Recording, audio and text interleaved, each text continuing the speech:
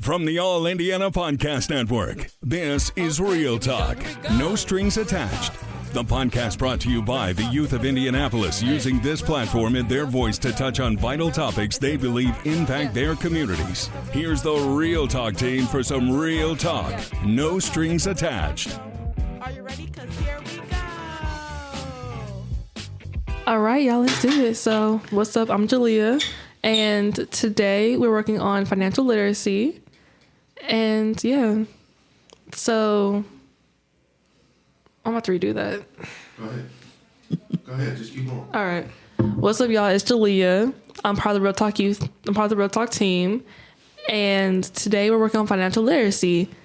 And I'm here with Andre Hogue. I'm a representative with PFS Investments. Yes.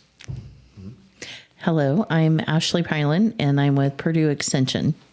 Hello, my name is King. I go to Purdue Polytech, and I'm 17. All right. So to get started off with, how do you get into financial literacy? Well, I think financial literacy is not necessarily something to get into, but something to learn. And I believe it's all of our responsibility to learn financial literacy. So one of the best ways is to get a coach and get some resources that are credible and not just on the internet. I think there's a lot of information out there. Some of it's true, some of it's kind of true, some of it's not true at all. So just getting some resources and maybe even a financial coach, depending on what your goals are. Okay. I was kind of wondering, do you feel like they should be teaching us how to do this in school and stuff? Because I know this doesn't happen, but sometimes kids are trying to learn different things and they're trying to start their own business, but they don't know how financial literacy works. I don't even know how to fully do it. So do you think it should be taught in schools and everything? Yeah, go ahead, Ashley. That was a great question. Actually, the state of Indiana is one of 22 states now that is requiring financial education in high school.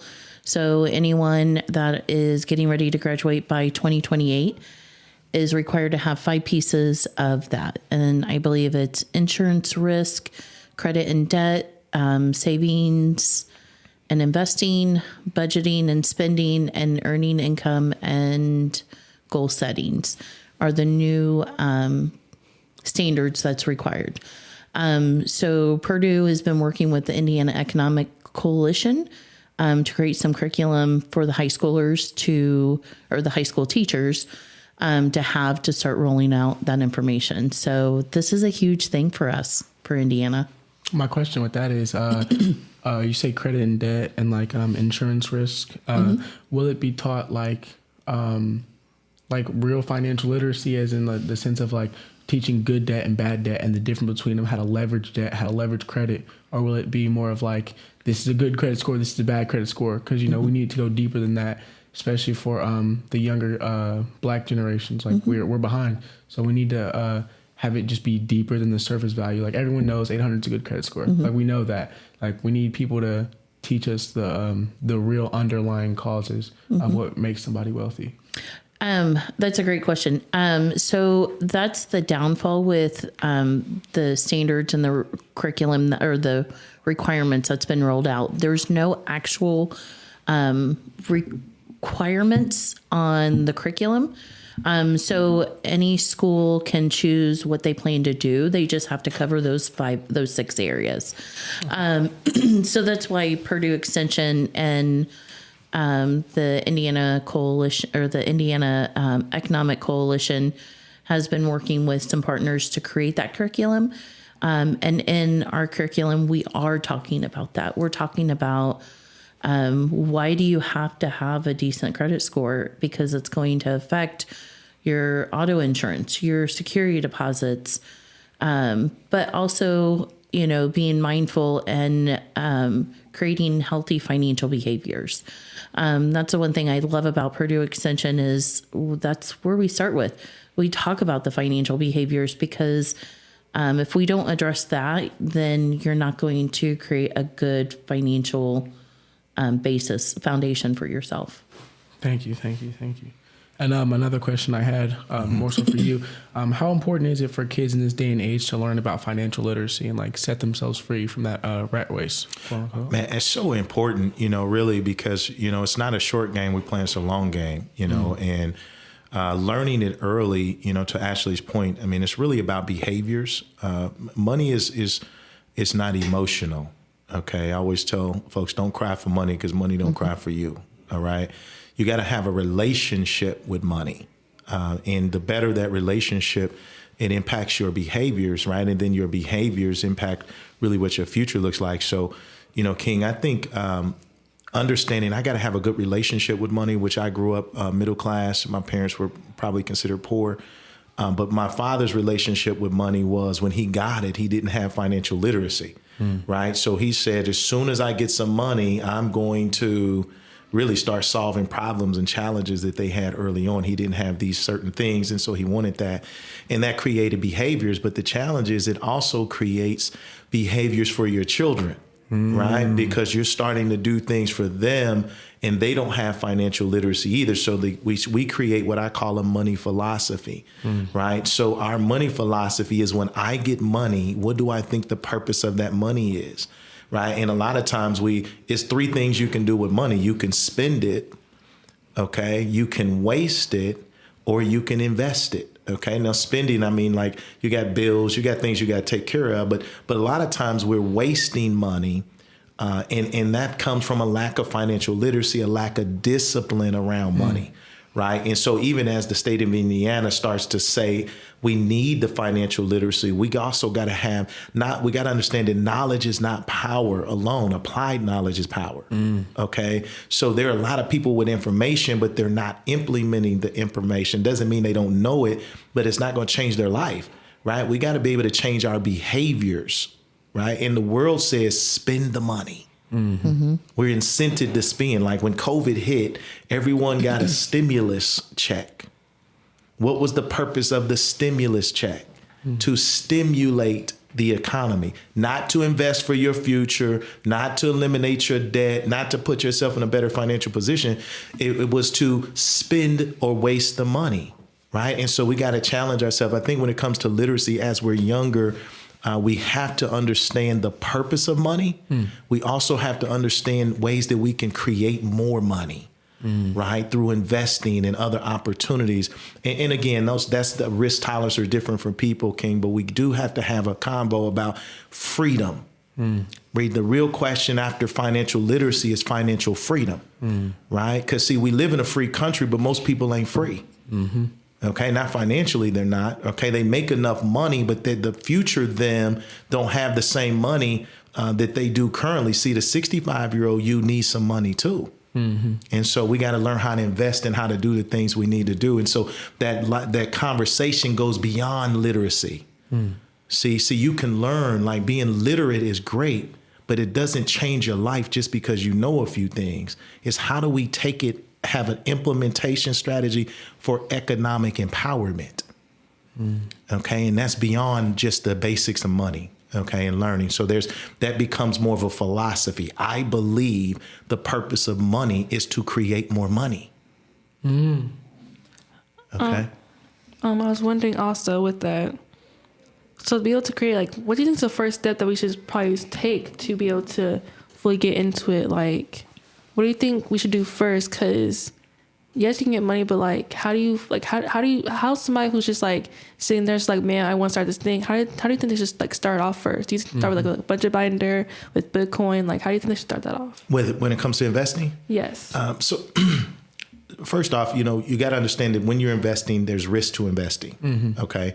Some investment strategies are more risky than others. All right. So I always recommend, I will not, because I'm a licensed advisor, I won't give you advice on what to do, because everybody's situation, that's not suitable or responsible to do that. But there are different ways. I think the first thing you have to do is to know the different types of investing. Okay. And investments you can have. All right. Yeah. Bitcoin. These are all cryptocurrency. I mean, you got these investment strategies that you could literally lose it all. Okay. Right. So you put in $1,000 and before the end of the day, it's all gone. right? I believe that most people should start off doing what's called dollar cost averaging, which is systematically investing $100 maybe into mutual funds, if that makes sense for that person, or some type of investment strategy that diversifies your risk.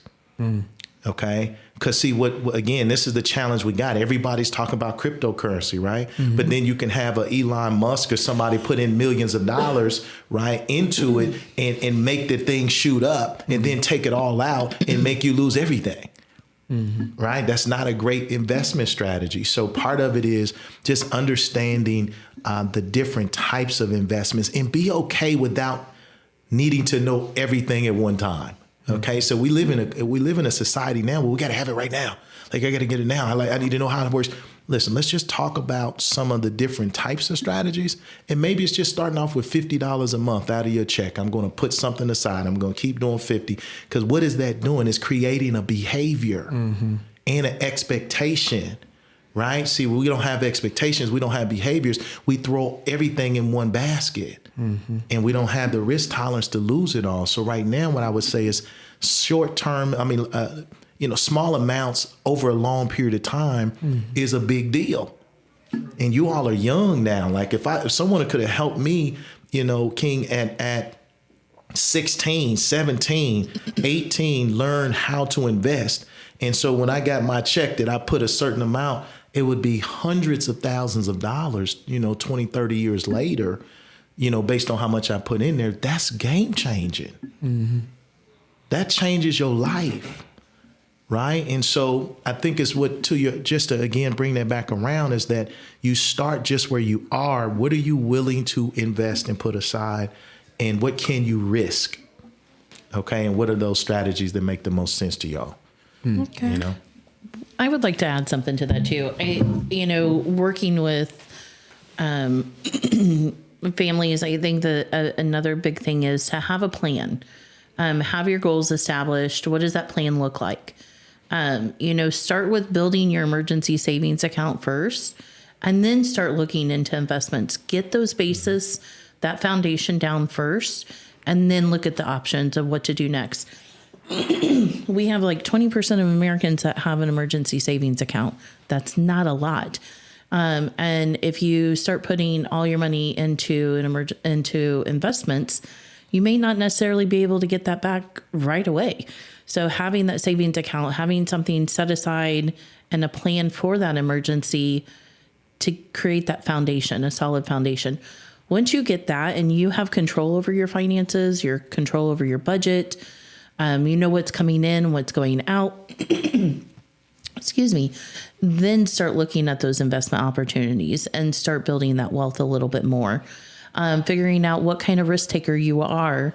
There's so many great tools out there. Like we use Habitudes. It's a card game that you can figure out what kind of spender you are to kind of help you identify what your risk level is. And there's free games online as well. I know Ivy Tech had a few of them where you can identify like what kind of risk taker you are. And even working with your financial institution or a financial planner, or working with the community centers with their financial coaches to help you identify what kind of risk level you are at. So, and jumping off that, what do you guys like? I know you talked a lot about if you had someone. I think me and a lot of the people I'm close to, that's another problem we have, right? Is there are kids out here who are willing to learn, right? Me, myself included. Like there are kids out here who are willing to learn and just need someone or a group or a community of people to spring off of. So if you were in, I guess, our shoes, what would be your guys' first step into, finding that place to start, starting at zero? Where would you go to find that at? Yeah, so there's some great programs. I sit on the board of directors for 100 Black Men of Indianapolis, and we have a program called Dollars and Cents, where we teach financial literacy to freshmen to high school seniors. So that would be a great place. My daughters are sophomores and senior at Brebeuf, and they're in that program. Okay, I've been in the industry for 23 years, but I've never seen anything better than that to just kind of get you going. I'm not saying there's not, but it's an incredible program, and it talks about credit. It talks about debt. It talks about risk in a lot of things. So those who are in high school, I think that's a great place to start, is just getting in that program. It doesn't cost you anything to be in it. I think it's about 16 weeks, and they really pour into you. And there's some scholarship money on the back end as well. For those who participate. So I think that's a great starting point. That program's been around over 20 years, and is over at, we facilitate it over at the University of Indianapolis with one of the partnerships we have there. So it's just a really cool program. So for that high school student, that's a really good place to start, I think. And I know what you're saying too, even those who maybe not able to be in that program, just different resources, out there. I think some of those games that you were talking about, Ashley, are pretty cool. But it is, you're learning over a lifetime. Mm-hmm. Okay. I think that's a big piece of it. Like, it's not like high school, I'm going to do this in a short period of time. You're learning over a lifetime. So, hopefully that helps. There are definitely programs out there though. All right. Well, y'all, that's it for us, but we'll be back with the different members a little bit shortly. Okay. Appreciate it. Thanks for the time. Let's wrap it up. Thank you. Have you ever covered a carpet stain with a rug, ignored a leaky faucet, pretended your half-painted living room is supposed to look like that? Well, you're not alone. We've all got unfinished home projects. But there's an easier way. Thumbtack is the app that makes it easier to care for your home. Pull out your phone and in just a few taps, search, chat, and book highly rated pros right in your neighborhood. Download Thumbtack and start caring for your home the easier way. And we're live. Welcome to the Real Talk Podcast. I'm Trey. I'm here with London. And can you guys say your names, please? Yes, I am Shernice Hubbard. Andre Hogue. Okay, so the first question that we have for you, how do you think social media has affected the way that people manage their money? I think social media leads an impact for influence. And because we have a lot of social media experts that a lot of individuals tend to look for that guidance. And so because there's so much information out there, they don't know what they don't know. So how do we get that guidance? I believe that you have to do your own research. Whenever someone is giving you information, you want to do your due diligence and look for that information because it's out there. If they found it, you can find it. Right. Yeah, that's great. I mean, that's great, advice too, because, you got to check your information against what's out there, right? So a lot of times we Google the first thing we see, we think that's really what it is. That's me. Right? It's like whatever's at the top, well, that's the answer, but you got to check that against the information, make sure that's consistent and that's just the most popular thing of the time right now. So, you want to check around. Okay, so let's talk about our community. So I know when you go onto campuses like Butler or universities, their community is really nice. And then you go about 5 minutes over and it's bad. The community doesn't look right. How do we get our community in order to be like that so Butler can spend money on other things? I feel like the money isn't going to the right things. People can get money from it. So how do you feel about that? So you have to understand that Butler is a marketing, right? It's a college here that has value to the city. And so, of course, you're going to have a nice neighborhood where Butler is because that's their marketing strategy. The community is for the community. You're going to live there, you're going to live there. And so it's up for the community members to make sure that their community is presentable as Butler. Right.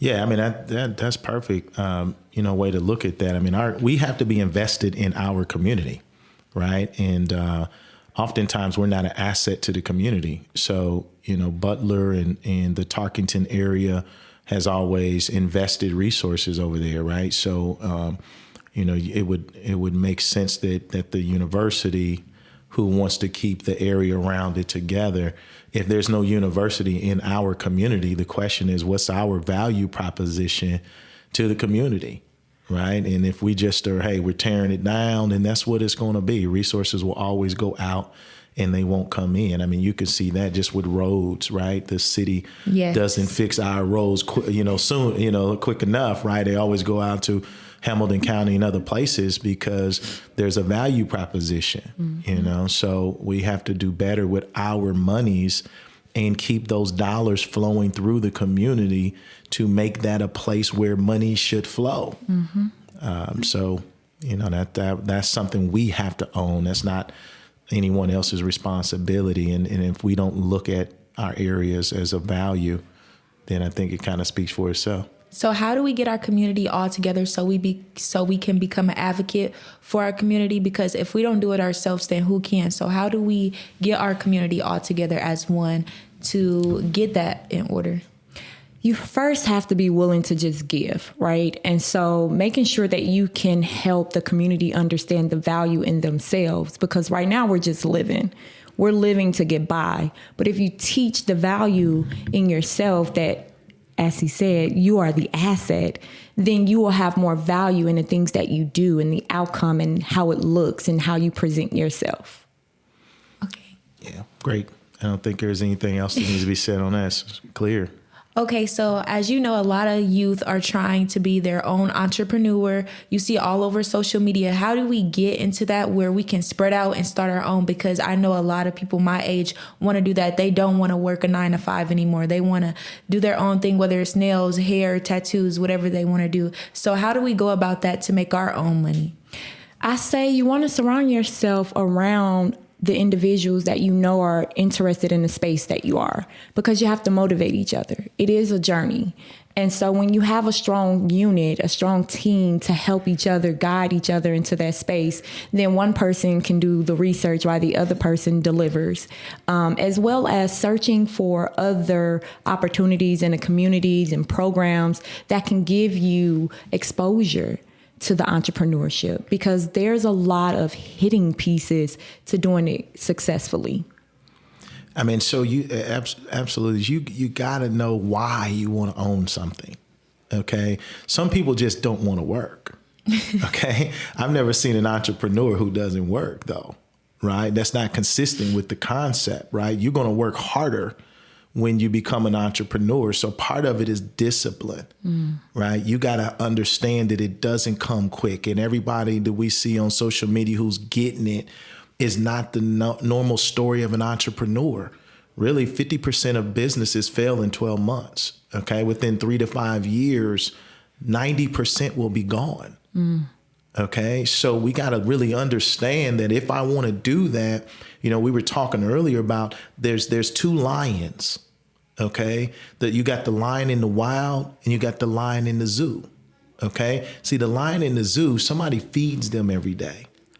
That's like an employee, right? There's nothing wrong with being an employee, but people provide something for you. Right. When you a lion in the wild, how does the lion in the wild eat, London? You feed them. They got to feed themselves, right? They got to get up and run. That's the entrepreneur. But sometimes you out in the wild and you don't catch nothing today. Can you stay out here, right? Or do you go back? So I think the why you want to be that is I want to run. I want freedom. You got to have that dog in you that says, look, I'm just hungry, right? If you ain't hungry, then go where somebody can make sure you eat. Because when we entrepreneurs, we got to go get that done. So I think your generation really is challenging the status quo, which I'm super proud of y'all. But we got to bring work ethic, right? Lazy people don't eat, okay? You got to get hungry enough to say, I want to do it, and this is why, and I'm willing to, have that journey, that marathon. It's a marathon, not a sprint. That's the misconceptions. Everybody think they're going to sprint to 100 grand, 150 to $1 million and all that. And it does happen, but we can agree it doesn't happen like that all the time, right? And that doesn't mean that I shouldn't be an entrepreneur. It just means that I'm going to have to do it a different way. And am I willing to take that journey? Yeah, I love that perspective with the lion that you give, because when I think about it, it brings up the word consistency, having to be consistent with yourself and getting what you're looking for. Absolutely. So I know you both have a business. You have a business in Chicago and you have wigs in vending machines and things like that. So how do you start that, and what is the process? Because I know, like he said, on social media, you just see people get it. You don't know the actual backstory behind it. How do you keep yourself motivated to where I'm going to get up every morning and start my day and make sure I go get the money? So how does that work? So actually the wigs and vending machine is my children's business. Oh, wow. Yeah, that belongs so they're starting young. I started that for them. And so again, you have to have a strong support system to invest into the youth. And so for me, I started them with a retail store in 2019. Of course, they weren't interested at the time, but I built that business up for them. And now that they are at an older age, they have interest in taking control. And it has a lot of equity built inside of it because of what I've done. Outside of that, I do have a finance company. So it's called Sway, SWAA, Tax and Financial Consultant. And I've been doing that now for about 4 years. And just like he said, it's consistent. I still have a full-time job. I get up every day. I go to work at Corteva as a facility analyst. And when I leave at 4 o'clock, I go to Sway. And I'm there until midnight, 1 o'clock in the morning. And then when I leave Sway, I go home and I study. And then when I get up the next day, I may go out and I'm supporting over 50 different other organizations in the community to build their businesses. But it's consistency for me. It's the discipline, because this is what I want. And not only is it what I want, this is what my purpose is. Yeah. Yeah, that's huge. I like that. Yeah. Purpose is everything. You know, God gives us that purpose, right? And, you know, I truly believe that everyone has at least one gift, but some have multiple gifts. But God, when God creates us, regardless of purpose, a person's spiritual belief, okay, we're God. There's a higher power, and when we come to this earth, we really come with our gift trapped inside of us. Okay, God never puts the future of something outside of itself. So the apple is in the seed. Okay, the oak tree is in the acorn, right? It's already, so what does that mean? You already have what you need, okay, to make, to create that purpose. So, you know, as she was saying, like, she understands her purpose.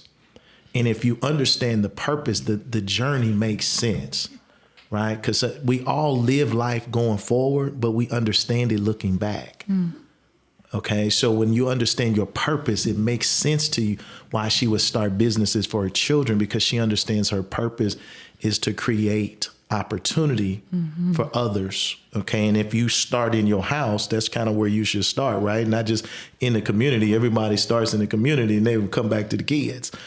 So that's a great place to start. So you can tell the way a person does anything, London, is how they do everything. Okay, the way they do anything is how they do it. When you can see a person who's undisciplined, they undisciplined in multiple areas. When a person knows their purpose around life, they can also see that for others. So if you're going to step out there and do that, and the timing is right, I think you all heard that her whole day is taken up. Right. She's probably not sleeping 8 hours a night. Right. She's up studying and mastering her craft. She's working in the career she's in. She's creating businesses for herself and for other people.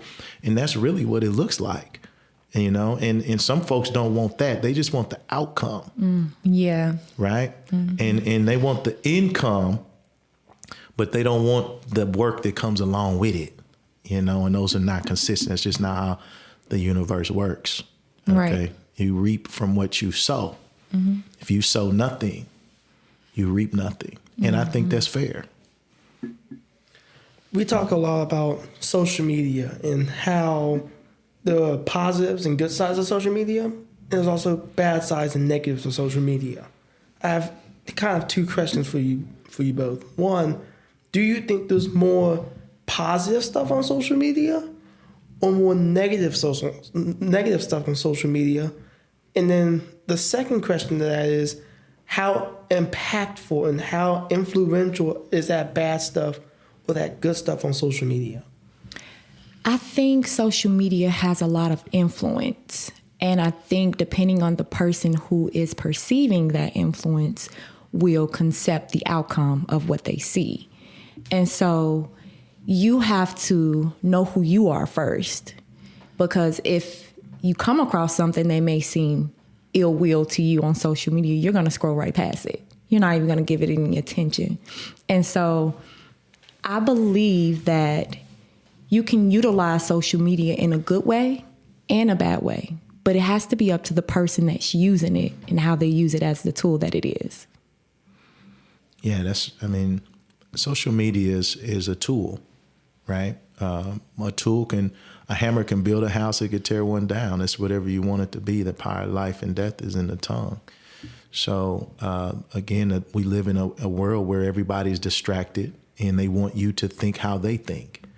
And so that's the influence part, right? Where, if everybody's thinking the same, somebody ain't thinking. That's the danger, okay, is that what thoughts do you have? Or are you just repeating the ideas of others? So to your question, is it more negative, positive? I don't know if there's a metric to say that, but I know negativity sells, distraction sells.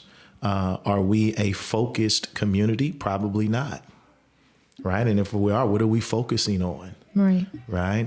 So I think if we really had a dialogue around positive and negative, we would find that most people, whether positive or negative, are just distracted. Mm-hmm. Okay. And if they're distracted, they're not fulfilling their purpose, which that can't be good. So what's a way that we can promote more positivity on social media so that people, like you said, when something good pops up on social media, they don't scroll right by it and go to something negative or something that fills themselves up with pride, which isn't really a good thing. Like, what is a way that we can put positivity on social media without people just scrolling right through it and not being interested? Well, social media works with algorithms, right? And so you have to choose what you entertain. And if you don't give it the entertainment, it won't show up on your timeline.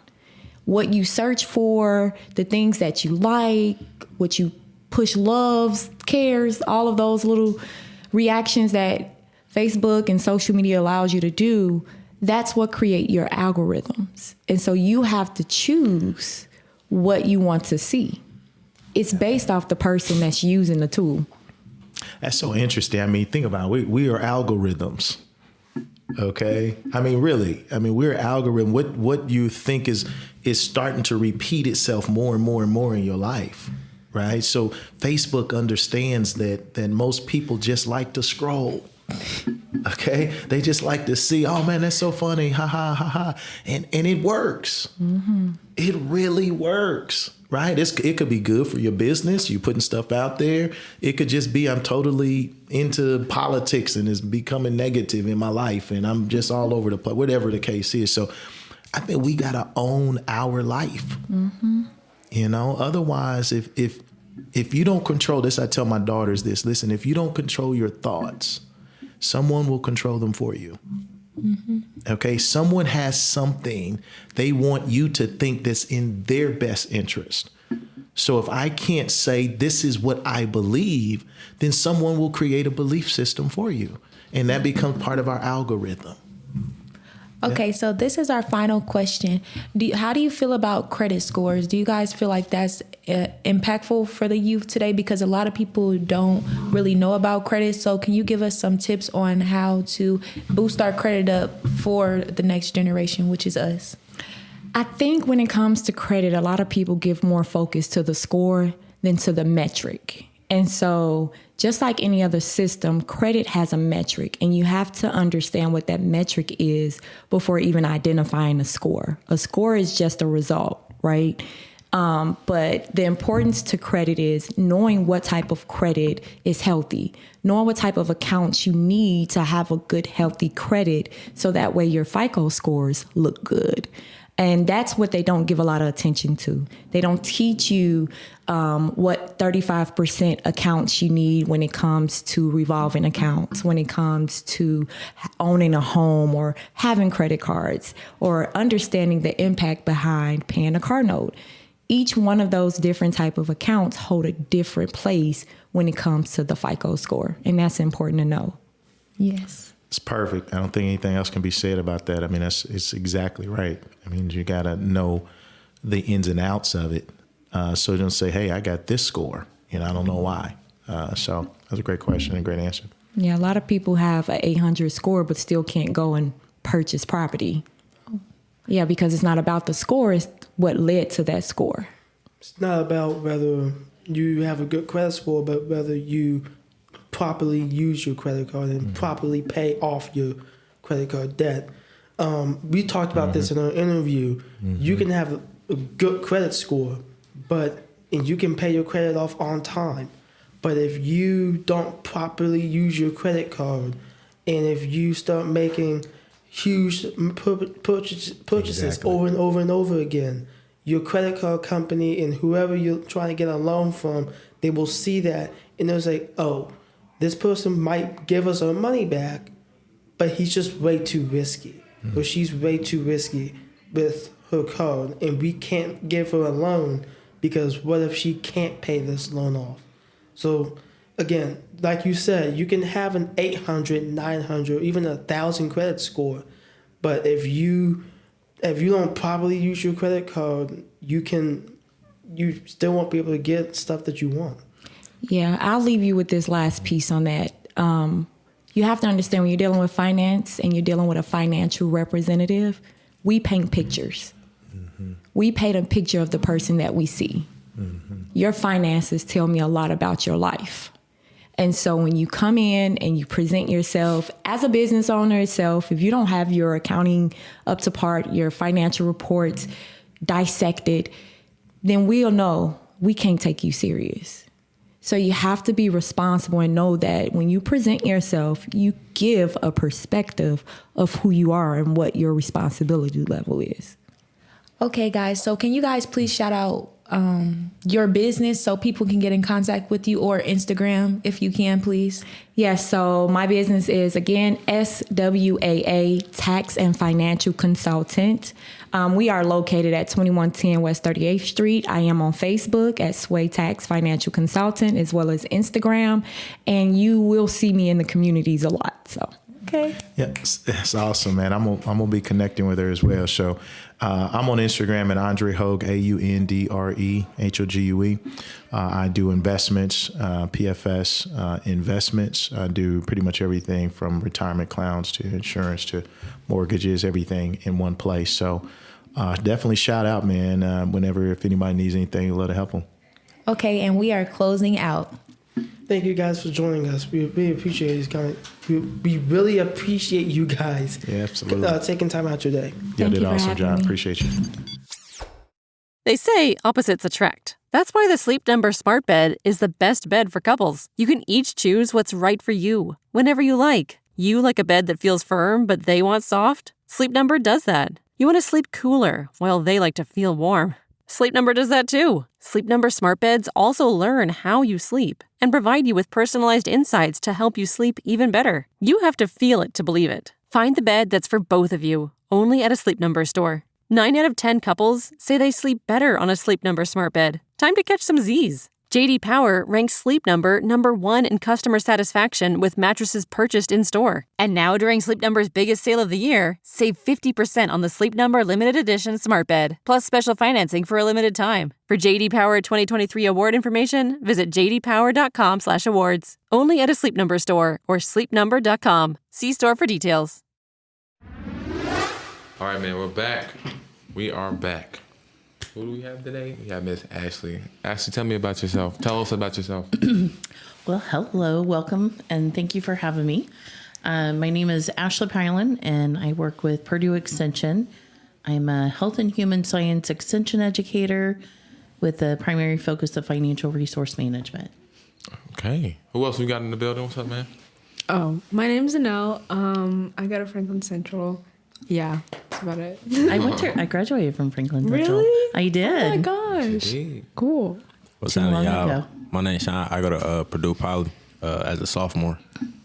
And you know me, I'm Jeremiah JT. You know who it is. So, financial literacy. We have learned basically everything we need to learn today, but there's one thing that we are missing out on. Resources. Miss Ashley, what are the resources that we need to better educate ourselves on financial literacy? Oh, wow. There's a lot out there. So the one thing I would recommend is be careful on where you gather your resources from. and find resources that are, connected. I know I'm going to say this, but connected to a nonprofit organization or the government. So if the website ends with .org or .gov, those are usually going to be a good place to start with. But another place is, if you're in Marion County, connect with your community centers. That is the one thing that Marion County has that does really well with, and we have phenomenal community centers. They are all around the surrounding parts of Marion County, Indianapolis.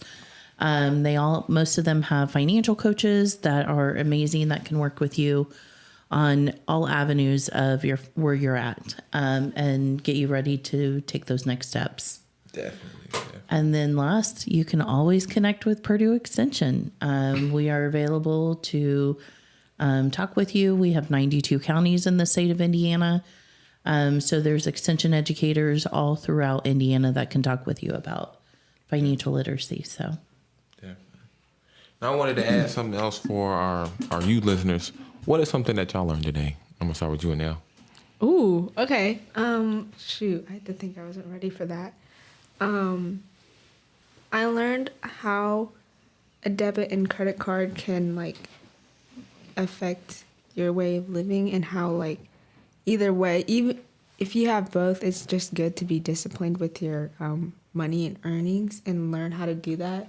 And one way you can learn is through parents, but even if they don't know, you can ask your community as well. So I learned that. Definitely. Yes. We all need to know the importance. Credit and debit. Definitely establish your credit. What's it, John?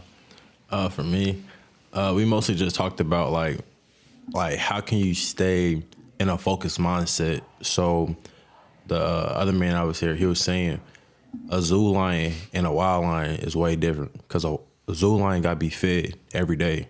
A wild lion got to be able to find its food every day. Ooh. So being either way, they're both lions, but they just go a different way of finding what they want. Yeah. So that's what I really took in for that. And stop being focused on the dollar. That's also a big thing she taught me. Do not be focused on the dollar, because if you really like something, you wouldn't be worried about the money. Yeah. Mm-hmm. Yeah. I definitely learned about the same thing. Definitely establishing more credit for myself, because like Ms. Ashley told me in one of our in our interview, credit is everything right now. Credit is essentially everything that you need in a life. When it's good, hey, you can be able to spend the money on the things that you want, and make sure that you putting that up in savings, then putting that up into charities, and putting that in savings at a young age. Starting your savings at a young age, whether it's just $50 from your allowance, $50 or $500 from where you're working. Put something up so you'll have something to fall back on unless something happens, because you never know. Mm-hmm. But, yeah. So, yeah, I mean, that's all I have. He said we had to do 15 minutes, but that's really all I have. Well, I think you guys are doing some amazing work, and I've learned a lot today being here, and the amazing work that you guys are doing for your community to share with other young adults is absolutely amazing. So you guys deserve a round of applause for that. So doing these podcasts and the videos, this is just absolutely amazing, and I've enjoyed myself today. So thank you. No problem. Anytime. Yep. Yes, indeed. Well, you know who it is. We are Youth Truth, the Real Talk Podcast. We'll see y'all later. Peace. Peace. This is Real Talk. No strings attached. Be sure to like and subscribe to this podcast, and be sure to check out other great podcasts on the All Indiana Podcast Network. Online now at allindianapodcastnetwork.com.